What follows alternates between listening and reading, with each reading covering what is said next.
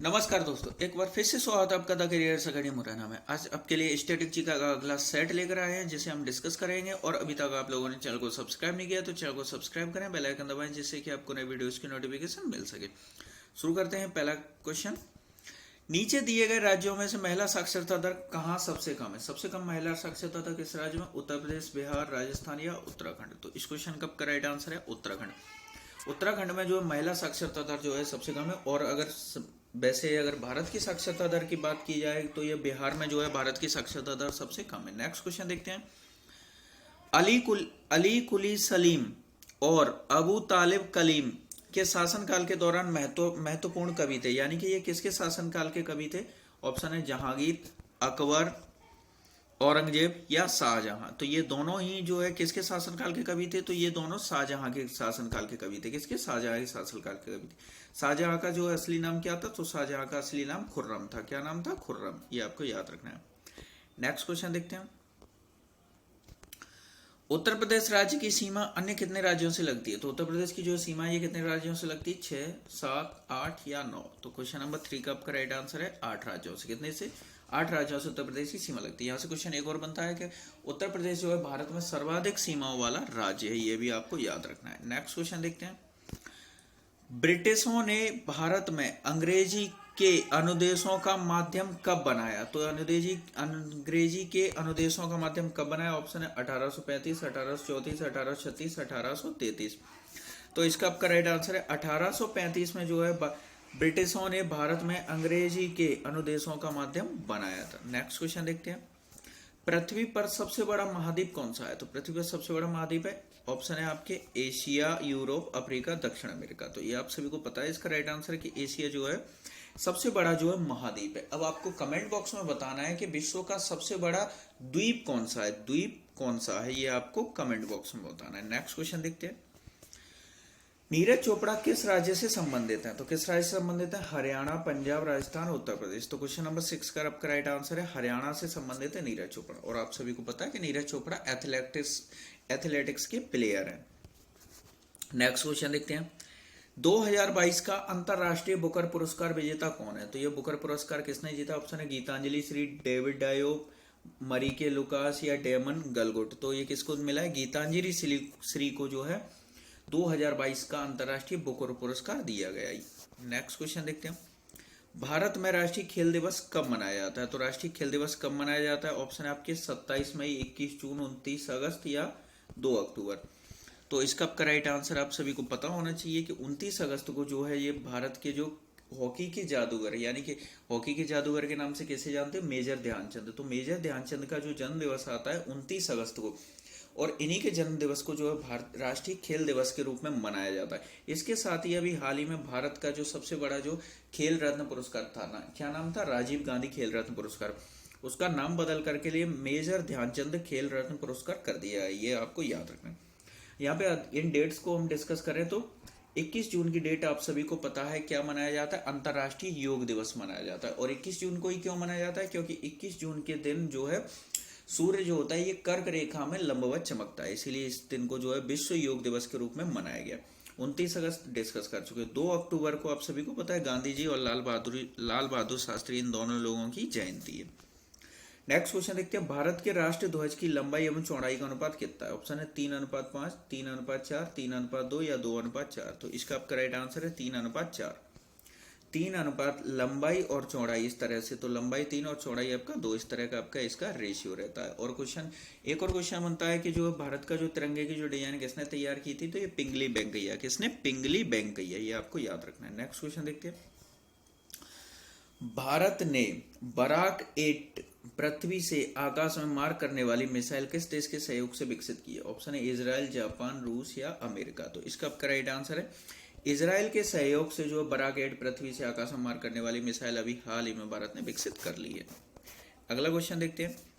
हरनाज कौर संधू किस स्टेट से संबंधित है, यानी किस राज्य से संबंधित है? चंडीगढ़, पंजाब, हरियाणा, उत्तर प्रदेश। तो क्वेश्चन नंबर 11 का आपका राइट आंसर है चंडीगढ़ से बिलोंग करती है। अब ये हरनाज संधू है कौन? तो हरनाज संधू 2021 की भारत की तरफ से मिस वर्ल्ड है। कौन है? मिस वर्ल्ड है, जो आपको याद रखना है। और इससे पहले 2017 में, किसमें? 2017 में भारत की तरफ से मिस सॉरी, ये मिस यूनिवर्स है। हरनाया संधू कौन है? मिस यूनिवर्स हैं, मिस यूनिवर्स हैं। और 2017 में मिस वर्ल्ड बनी थी, क्या नाम था उनका? तो उनका नाम क्या था? छिल्लर। क्या नाम था? अभी छिल्लर, जो 2017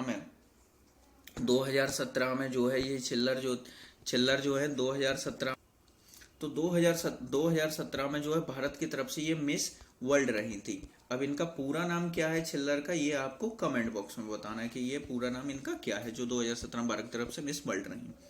नेक्स्ट क्वेश्चन देखते हैं।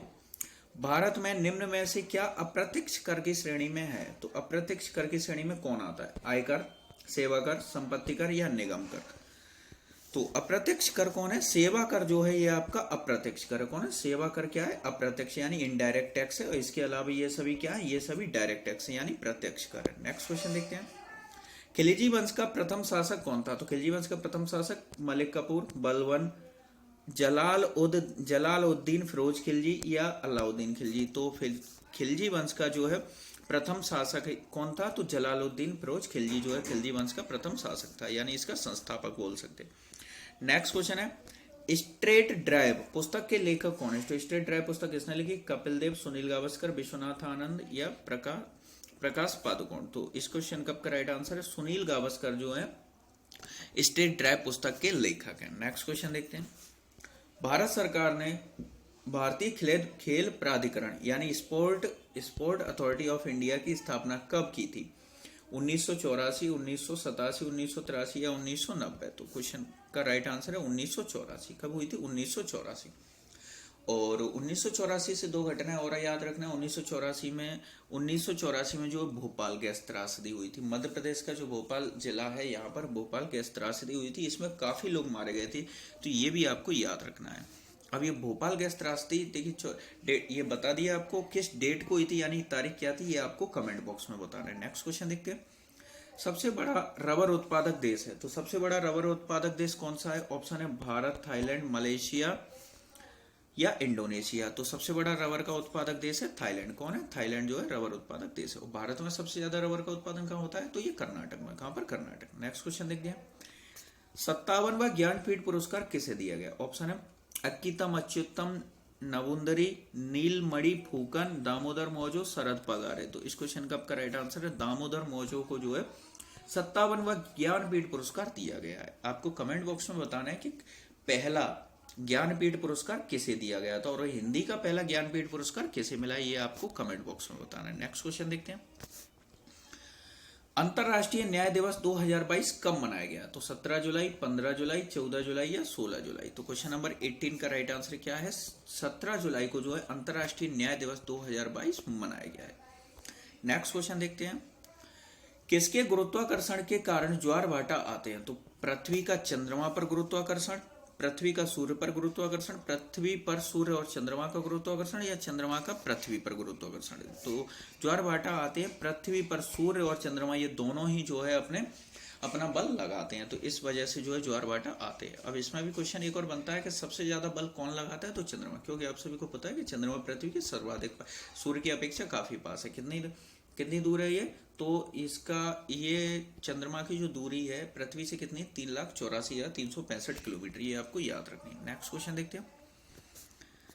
एक ही समय में कंपन करने वाले स्थानों को जोड़ने वाली रेखा को क्या कहते हैं? यानी कि देखिए भूकंप एक ही समय पर जो एक समान कंपन होने वाले स्थानों को एक काल्पनिक रेखा जोड़ती है, तो इन दोनों स्थान जोड़ने वाली इस रेखा को क्या कहा जाता है? ऑप्शन है आपके सहभूकंप रेखाएं, भूकंपन रेखाएं, सहभूकंपन रेखाएं या समभूकंपन रेखाएं? तो इसको कहा जाता है आपका सहभूकंपन रेखाएं यानी होमोसिस्मल। आपको देखिए हिंदी की अपेक्षा आपको इंग्लिश वर्ड याद रखने हैं, क्योंकि इंग्लिश वाले वर्ड क्वेश्चन में पूछे जाते हैं, तो होमोसिस्मल लाइन कहा जाता है। नेक्स्ट क्वेश्चन देखते हैं। जीवाश्म विज्ञान में किसका अध्ययन होता है? तो मृदा, वृक्ष, फॉसिल या चट्टान? तो इस क्वेश्चन का राइट आंसर है, देखिए जीवाश्म विज्ञान में जीवाश्म का अध्ययन होता है, लेकिन अब उसकी यहाँ पे इंग्लिश वर्ड दे दिया, तो जीवाश्म को इंग्लिश में फॉसिल कहा जाता है। नेक्स्ट क्वेश्चन देखते हैं।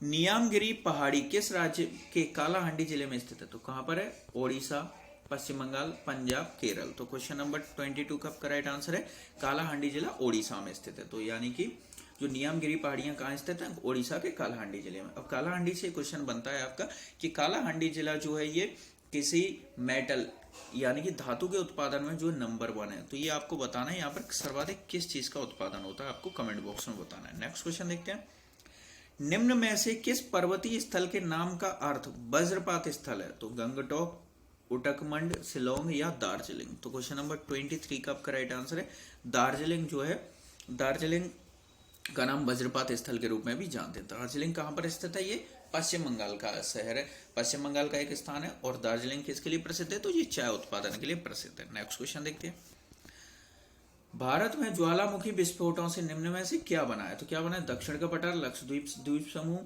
पश्चिमी घाट या हिमालय। तो इससे क्या बना है? तो जो है दक्षिण का पठार जो है ये ज्वालामुखी के उद्गार से बना हुआ है। तो यहाँ पर मिट्टी कौन सी पाई जाएगी? तो काली मिट्टी, क्योंकि ज्वालामुखी के उद्गार से काली मिट्टी का निर्माण होता है।